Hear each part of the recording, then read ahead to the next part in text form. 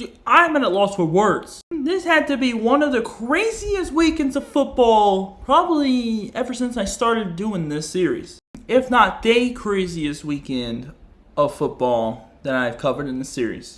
After this episode, things are only getting started.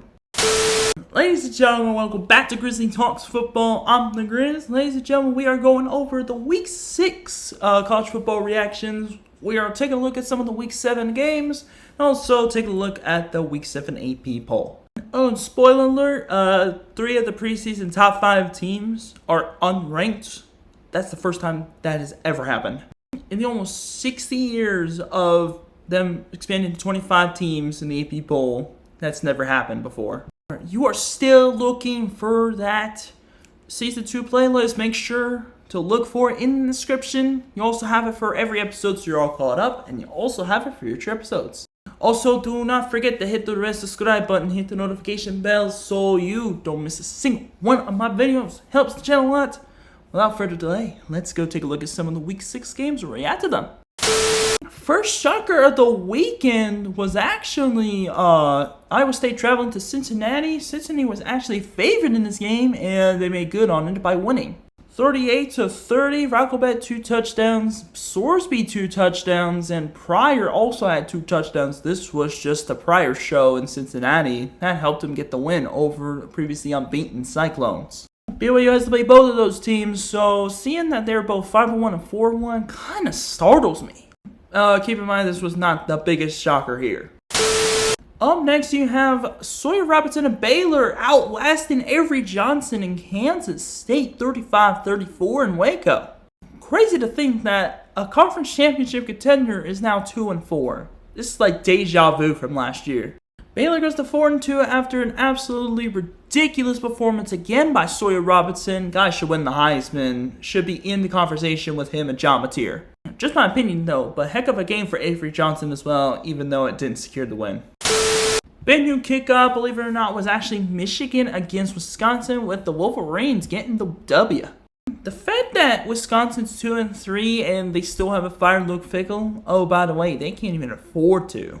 Just shows how cheapo depot the Wisconsin Athletic Department really is. And by the way, hell of a game again by Justice Haynes. Doak Walker running back award might be waiting for him.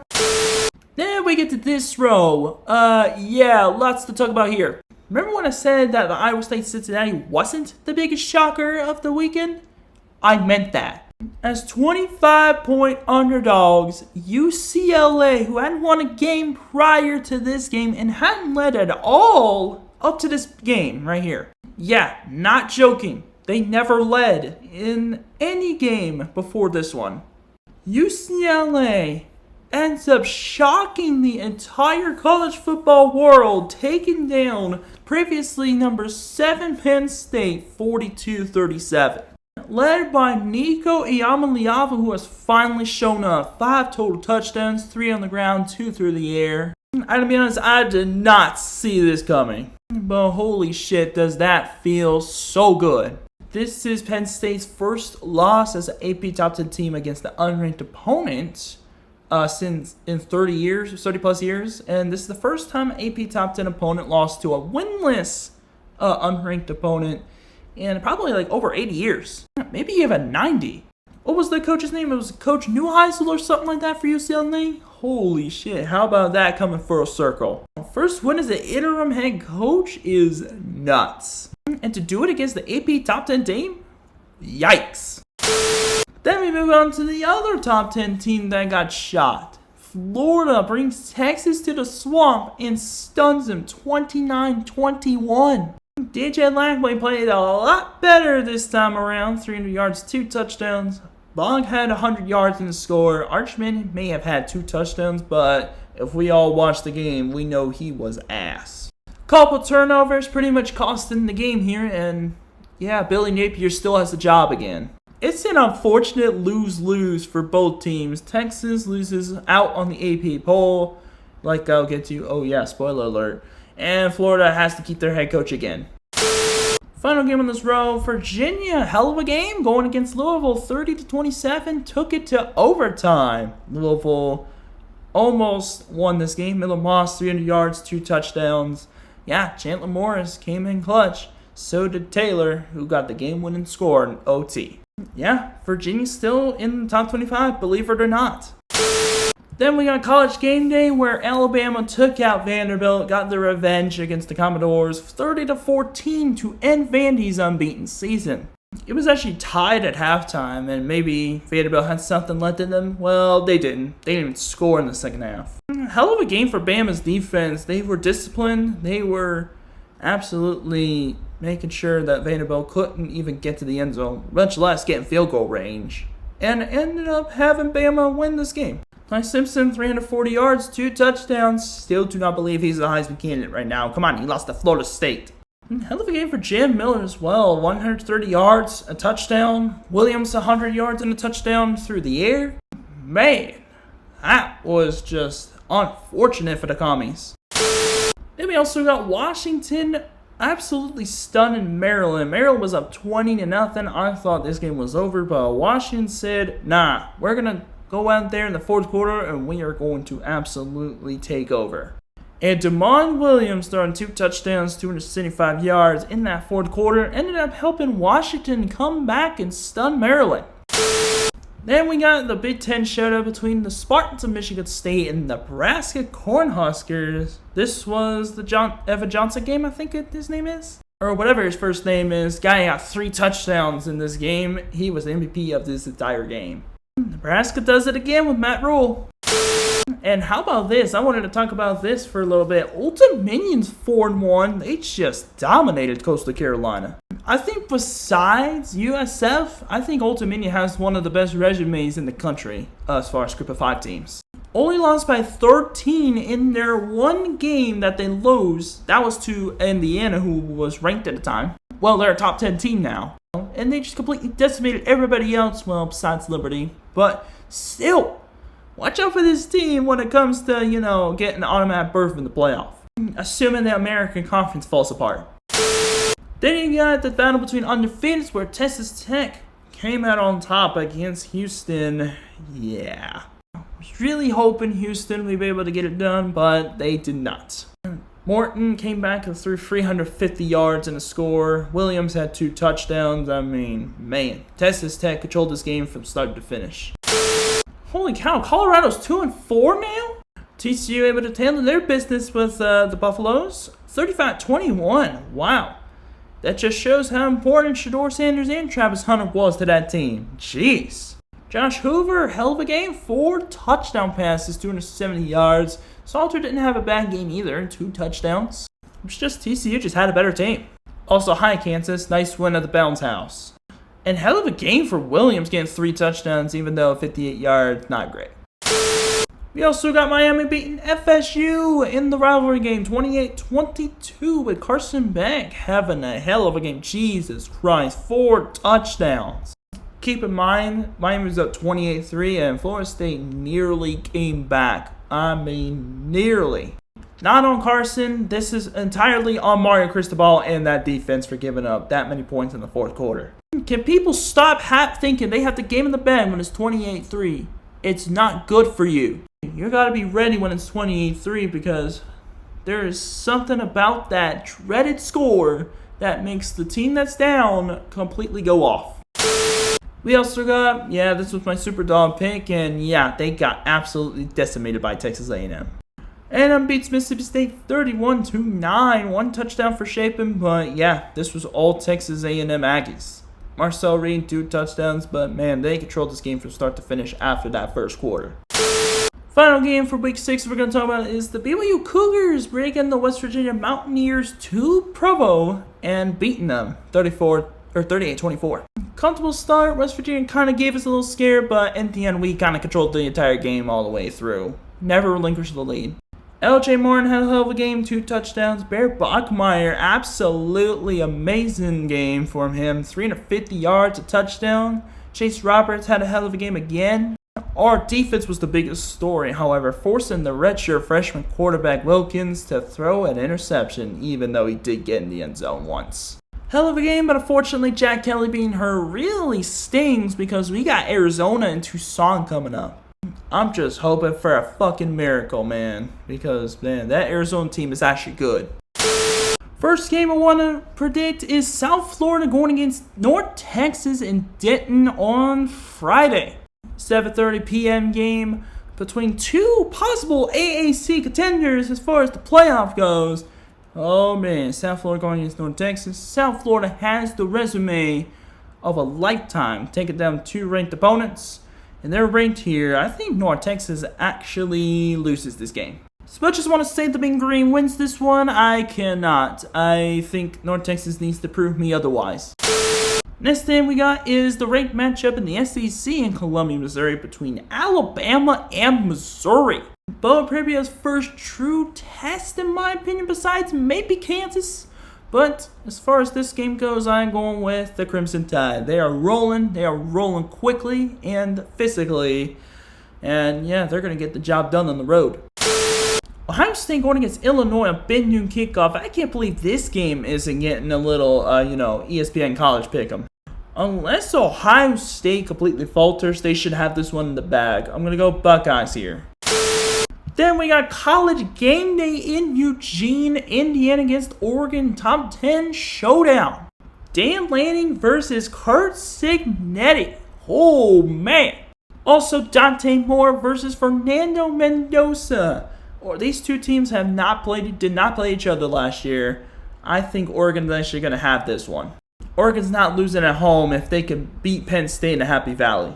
Happy Valley, one of the toughest places to play in the country, and yeah, there's no way Oregon's losing this.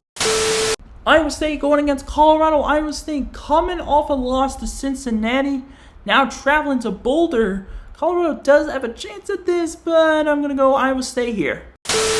Now, this is a Big Ten showdown that I'm very interested in seeing. Nebraska going against Maryland in College Park.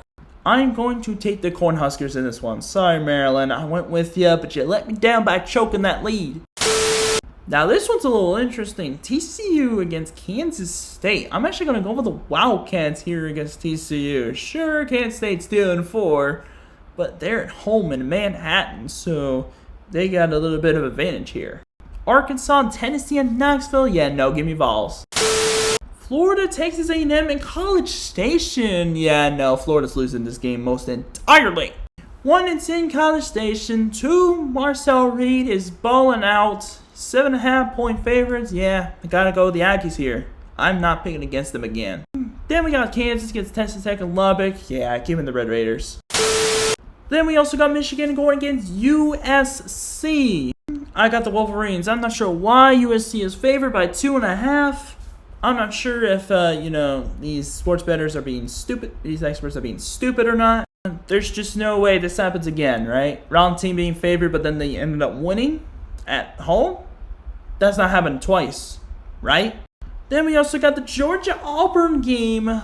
Auburn's favored by 3.5, but I gotta go with the dogs here. So just I want Jackson Arnold to pull off the upset. Yeah, the defense is going to eat him alive. South Carolina LSU should be interesting, but I got the LSU Tigers here. Sorry, Gamecocks. Then you also got BYU against Arizona. 2.5-point underdogs are Arizona? Yeah, no. As much as I want to say we win this game, it's going to be tough without the jackhammer. Right now, I'm going to go Arizona here. I'm going to go against my own team. I know. It's crazy. There's a difference between cheering your team on and being delusional. This is absolutely going to be a close game. Just ask Colorado. Yeah, we might get upset here. Whoops, completely forgot about the Red River rivalry. My bad. Oklahoma going against Texas. Give me the Sooners. I don't give a shit if John Mateer is injured. Yeah, Texas, Arch Manning is a fraud. Then we got Arizona State going against Utah with the unranked team being favored by 5.5 points. I think this time around Utah actually does win in Salt Lake City, gets a win over a ranked opponent, gets themselves back in the rankings, and potentially steps up the ranked versus ranked Holy War depending on what happens at the Arizona game. That's all for the Week 7 predictions. Now let's take a look at the AP poll. Now we're going to react to the AP Top 25 for Week 7. Let's get straight to it. Starting with the top 5, Ohio State, Miami, Oregon, Ole Miss, Texas A&M. Fine with Oregon and Ole Miss. I feel like Miami has the better resume than Ohio State, but it's very understandable defending national champions. A&M being ahead of Oklahoma, though? Yeah, no, I don't think so. Oklahoma is top 5. I'm not sure what A&M did besides destroy Mississippi State that warranted them leaping frog in Oklahoma.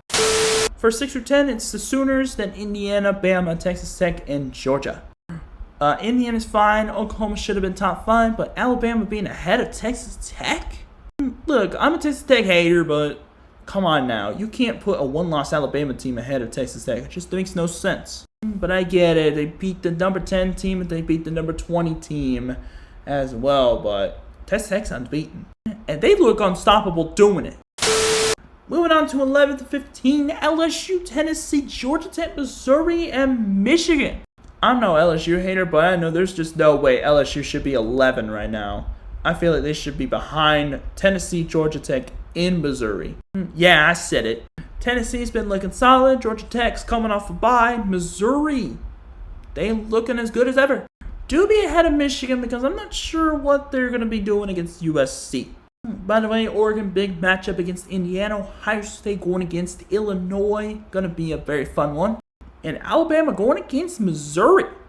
And, of course, Oklahoma in the Red River rivalry. By the way, like I said before, 3 top 5 teams in the preseason poll are out of the top 25 entirely. Only time that has ever happened. 1, 2, and 4 all unranked.